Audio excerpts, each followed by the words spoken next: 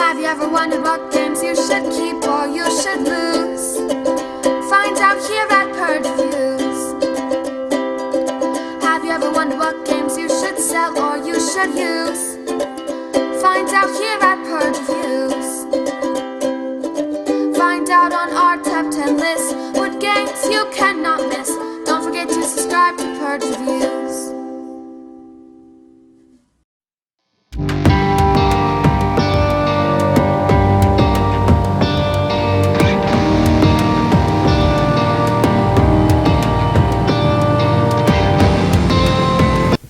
Terraforming Mars is a board game released by Stronghold Games, and it was one of the top most anticipated games of 2016, and as soon as it was released, it was sold out everywhere. Now, it's also a highly anticipated game for 2017, as many gamers were unable to get their hands on a copy. I do not look for this to change at any time.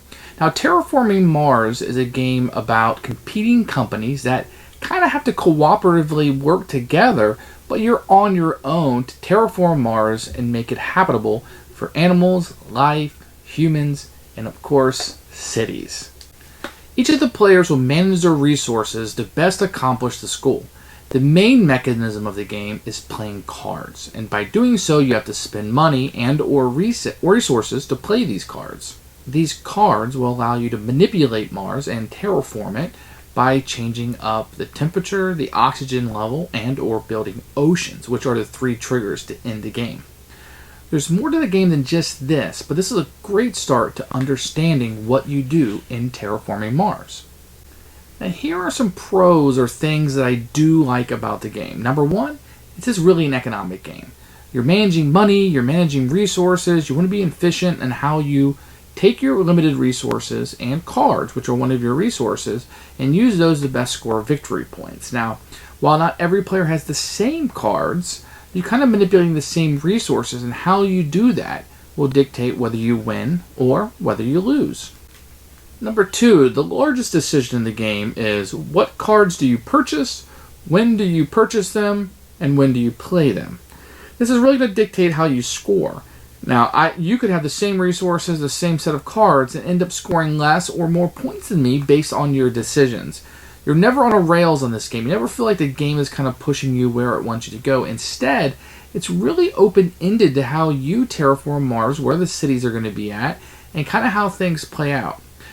You can't play this game and start out with a strategy and say, I'm going to go this way and win this game. Instead, you kind of have to play the cards that are dealt to you. And the timing of when you play those can be very, very, very important. It appears to my feeble mind that this game is backed by real science. That's very, very appealing. I like the idea that I'm learning of what would take to terraform Mars. The lava comes before this, and the asteroid hitting, and things of that nature. I find that very appealing, and it can almost be an educational learning game and what some of these things will do. It can bring up conversations with children, although I don't think you'll be playing this game with very many kids. Also, you can't do X before Y. If the oxygen isn't a certain level, then you can't do something in this game. And that's very important scientifically that's pointed out. And it really brings this game to life when you're playing it. If it wouldn't be able to occur in real life, it can't occur in this game. And this realism adds to this game. It doesn't detract from it at all. Now, there are a few different ways to score, which lead to different strategies. In this game, you never know what the end-game scoring is going to be because you, the player, will choose which avenues will be scored or will not be scored. It's not a given that there'll be 3 end-of-game scoring mechanisms. Maybe the players will only choose 1 or pay for 2 of those. So you can't really just go into and say, I'm going to build the most cities, because that may not be a scoring avenue at the end of the game. The theme of the game, the idea of going to Mars and building a planet, is very appealing to people. Men have been staring at the stars for years and wondering what's up there and how they would conquer it. A game about going to one of these planets and actually forming it and building cities and habitating it is just very appealing, not to only gamers, but to people in general. This is one that will kind of catch people's attention. Oh, what kind of board game is that? It's one about creating Mars and life on Mars, and that's going to have a lot of appeal to people. The following are a couple cons about the game, a couple things I didn't like. Well, number one, it just feels like you're building an engine and this engine produces something or better things for you. Instead, I feel every round is the same. I never feel like I have that ultimate combination that I'm trying to get with this, and boom, I'm doing really well. I can earn more money, which allows me to play more cards or even better cards, but I never feel like I have this little engine that I've built. I feel like every round is roughly the same. I'm doing kind of the same thing. The cards are a little bit different, so they might give me different avenues I can go down, but I'm hamstrung by what cards I have. Okay, so I can do this. Now, even though I've been doing a heat production strategy, I'm going to have to reduce my heat to increase this because this is where my cards are. Because I need to do something on every turn or you're going to fall behind. Doesn't feel like I built that great combination. I feel like I'm missing that aha moment. Like, yes, I crushed you. Instead, it's just like step by sure step, I am increasing my point outage. And that's what kind of game this is.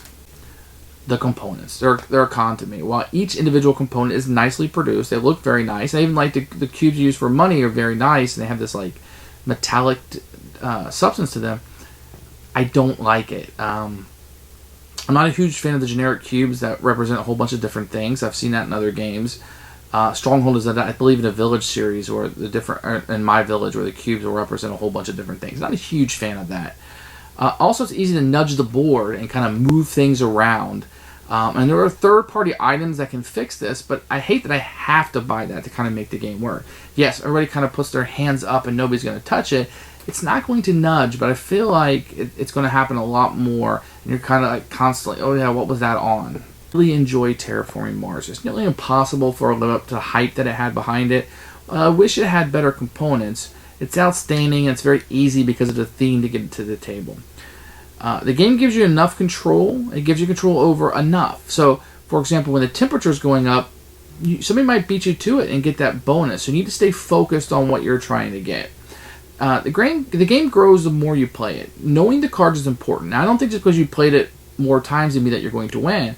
If I can kind of anticipate what's going to come out, at least the big cards, there's no guarantee you're going to get them, right? Because you're drawing these cards and then you're paying for them, so somebody else may get it. You're not going to go through the deck 5 or 6 times. That's not going to happen in this. But knowing what is out there may dictate your strategy just a bit. This is really a brilliant game if it's one that's usually played in complete silence. It's a very thinky game. You're going to be reading your cards a lot. It's not something going to be like, aha. Like I said before, there's no aha moment. There's no working together kind of, even though you are working together on the board. It's a really neat dynamic that you have there.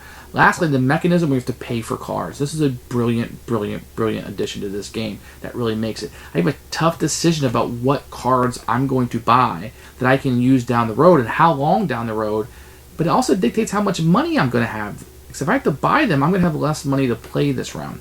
This is a really good game. It's really deep. It's really fun. It's not very complicated if somebody explains it to you. I think the rule book is lacking a little bit.